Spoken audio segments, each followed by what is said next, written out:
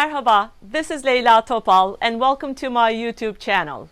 Today we will be preparing a very simple but extremely tasty dish, and we call it Menemen in Turkish. Menemen is known as Shakshuka in the Middle East and in North Africa, so it's a very popular dish all over the Mediterranean. And after we prepare menemen, the bonus today at the end of this cooking video will be Labranda. Labranda was a religious cult center. It's only 1 hour drive north of Bodrum area. It's a site that is roughly 2,400 years old. Well, let's have a look at the ingredients for menemen. We will be using some tasty fresh tomatoes, and we need some green peppers. We will be using a couple of eggs, olive oil, some salt and pepper, and if you would like to make it spicy, you may use some red chili pepper, and you can decorate it at the end with some parsley if you wish. So it is, quite easy. Let me have all the ingredients ready and then we'll start cooking. So I washed all the tomatoes and green peppers here. The first step is to peel the tomatoes and then to chop them. I will be using the softest tomatoes that I have here, and I'm planning to use 4 tomatoes altogether. So this is how I peel my tomatoes actually. It's very easy. I usually start from the bottom and then I almost make it rows with that at the end. The tomatoes are so good. They are so red and juicy. So I have peeled 4 tomatoes here, and the next step is to slice them. By the way, menemen is such a popular dish in Turkey. You cannot think of Turkish breakfast without menemen, especially on Sundays when we have all the family together and enjoying Sunday brunch. Menemen is a must for the breakfast table. But a lot of people have it for lunch and dinner as well. And you can just add a couple of things to turn it into a lunch or into a dinner. In that case, you may add some chopped onions to it. And if you add some sautéed ground beef, it can easily become a dinner as well.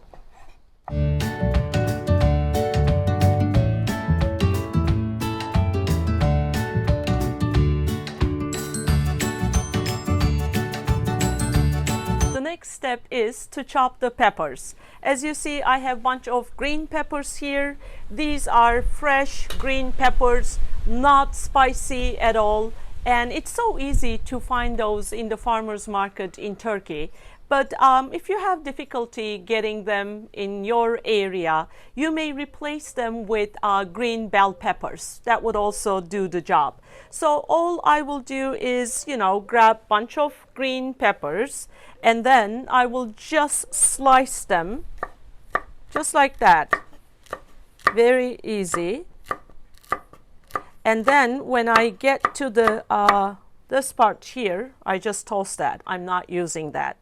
The peppers I'm using here, these are not hot spicy at all, because especially in the summer, I love having the flavor of the summer tomatoes, really red, juicy, full of flavors. And then green peppers this time of the year are so tasty, very crunchy as well. And then we will be adding the eggs. So they do have their own very natural taste. So you don't really add much to it, in my opinion. But if I am doing this dish in the winter, I sometimes add sucuk. Sucuk is almost like chorizo. We call that sucuk in Turkish. It's cured meat with some spices and garlic as well. If you are not able to get sucuk, again, you may replace that with chorizo, or you may use bacon instead. I like that meaty flavor in the winter better, but for the summer, this is just perfect.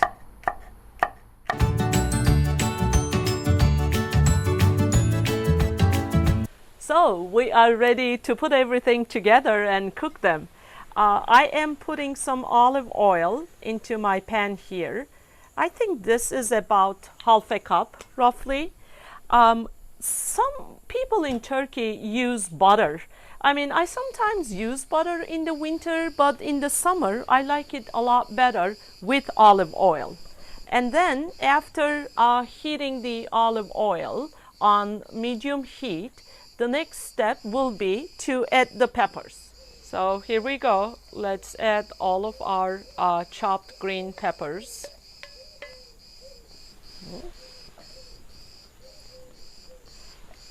We will be sautéing the green peppers for a couple of minutes first. And then once they soften, then we will add the tomatoes.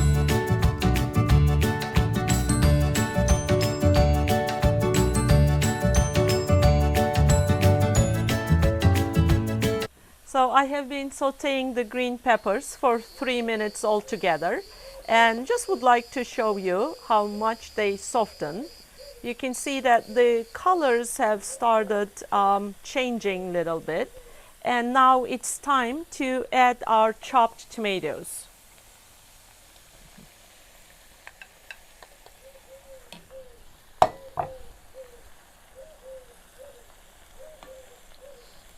Now we will also saute the tomatoes together with the green peppers.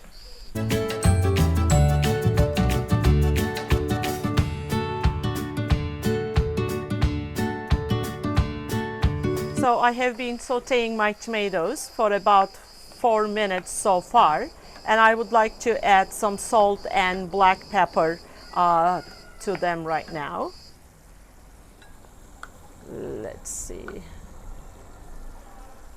Here we go. Just a touch more, because there will be eggs that I will be adding to it, and some black pepper. You can also grind pepper, but what I prefer is to put like powdered black pepper at this stage, and then when I'm ready to serve it, then I just use a grinder, pepper grinder.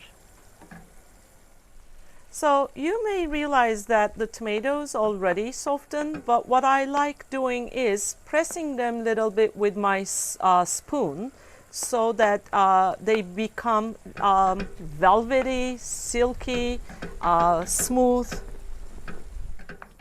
So tomatoes have been sauteed and they are ready. What I will do now is just remove the pot from the heat, and then I will crack 4 eggs, mix them all together with a fork, and then afterwards I will pour them on top of the tomatoes and then put them back on the stove on low heat.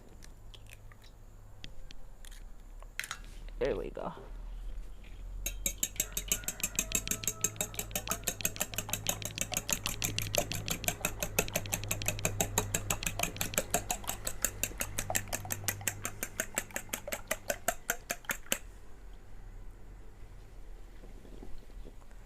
I don't want the eggs to cook right away. I would like to have a very smooth, velvety texture. That's exactly why I would like to stir this here first, and then I will turn the heat on very low heat and then put it back on the stove. We will be dipping our bread into this pretty soon. So I will just put this back on the stove on low heat and then just stir it for about 1 or 2 minutes altogether before I start serving it.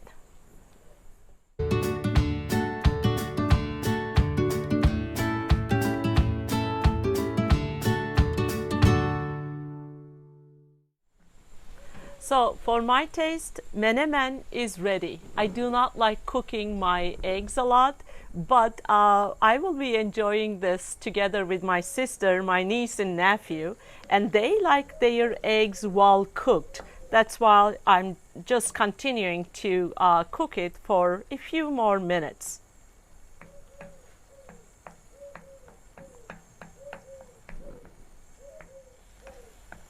It's just perfect. My mouth is getting very watery. It's ready to be tried. And here we go. So I'm just gonna put some into this plate here.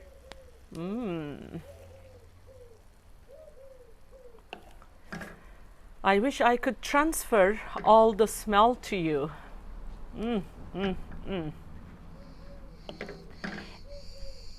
Wow.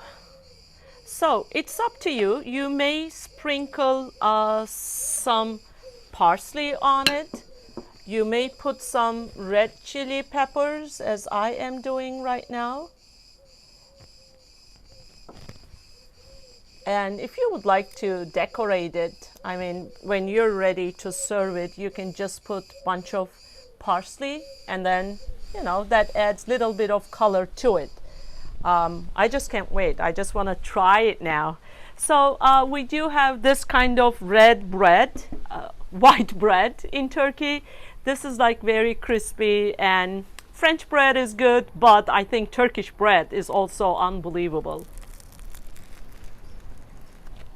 So I will be pouring some Turkish tea for myself. By the way, if you would like to learn how to make traditional Turkish tea, please click on the link.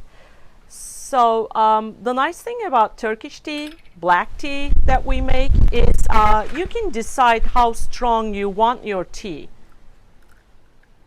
So I kind of like mine medium, not too strong, not too weak.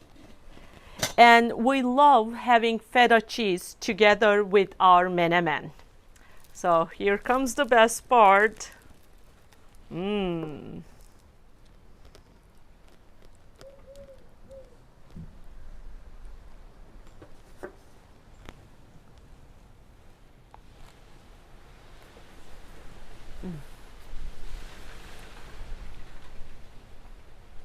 I love it.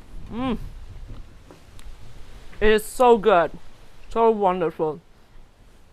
Little bit of feta cheese, and then black tea. Olives are from our garden. I just decorated them with some little green tangerines and some rosemary that I grow here. It's a perfect meal. You may enjoy it as your breakfast or lunch. If you're enjoying my videos, please make sure you subscribe to my channel. And if you enjoy archaeological sites, please continue watching and enjoy Labranda.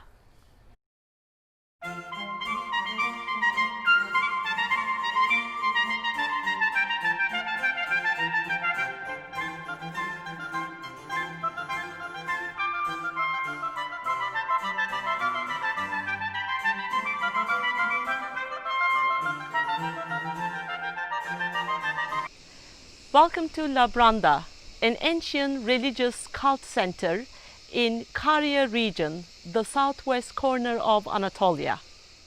Even today, Labranda is just beautiful.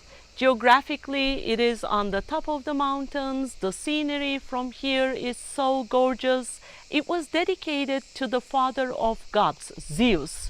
The rock that you see up on the hill next to the pine trees split into two. It was split into two via thunderbolt. And because it was Zeus actually causing the thunderbolts, it seems like ancient people decided to worship Zeus here. They worshipped Zeus Labrandos, the father of all gods. And his symbol, in addition to his thunderbolt, was a double axe that he was holding in one hand, which is also symbol of Karyans. Labranda, as a religious cult center, was connected to Milasa via a sacred way that was roughly 13 kilometers in length. And Labranda was constructed on 3 different levels. So as you clearly see, they terraced the slopes of the hill here and constructed religious buildings here in this part of the hill.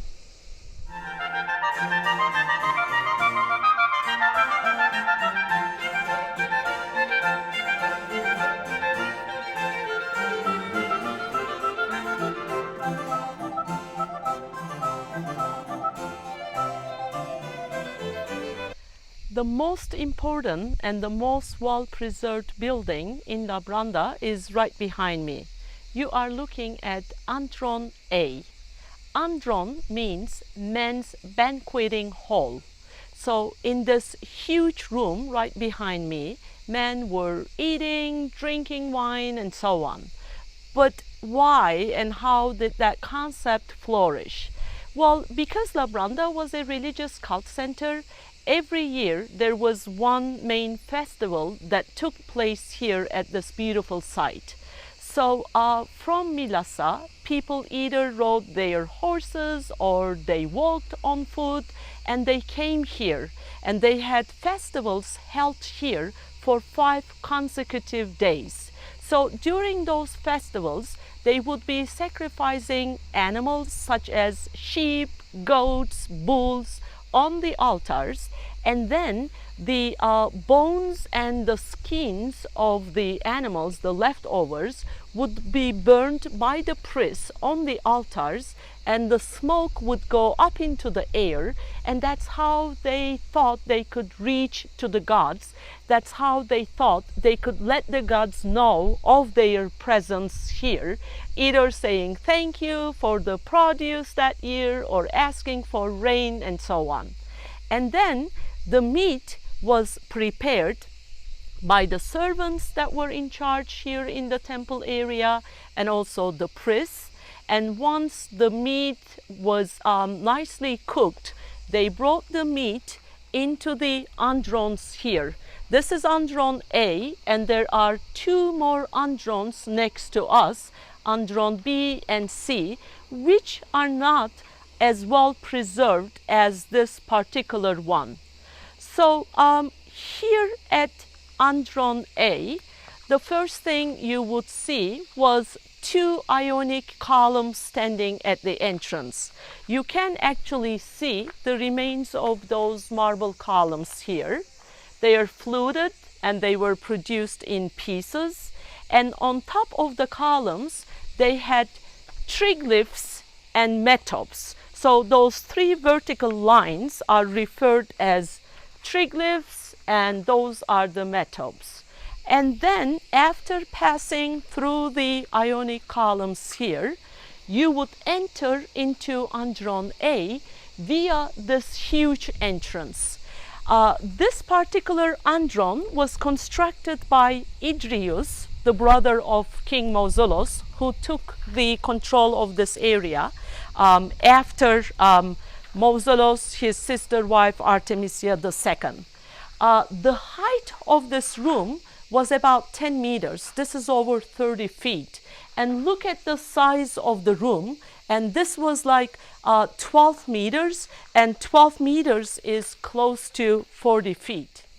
Try to imagine clines, like couches, lined up here against the walls on 3 sides of the room. Each cline was for 2 men. So think of 2 men on each cline, many clines on those 3 sides of the room. Apart from andron A, andron B and C had similar structures. And also outside in the stoa, in the covered gallery area, there would be some clines as well. What I'm trying to say is, during those important religious festivals, there were about 200 men in reclining positions in Labranda, eating, drinking, and they were all high-ranking officials, such as the ruler Idrius himself, his sister wife Ada, and also, his administrators, officers. As they were eating the meat of the sacrifice animal that was cooked nicely and prepared for them, they were sipping their wine from their amphoras. And meanwhile, they would have a beautiful view of 3 different statues that were all placed on the niche in front of you. Those were the statues of Idrius himself, his sister wife, Princess Ada, who took the throne over after her husband, brother husband died. And Ada actually is known in the history as the adopted mother of Alexander the Great. And the 3rd statue belonged to Zeus.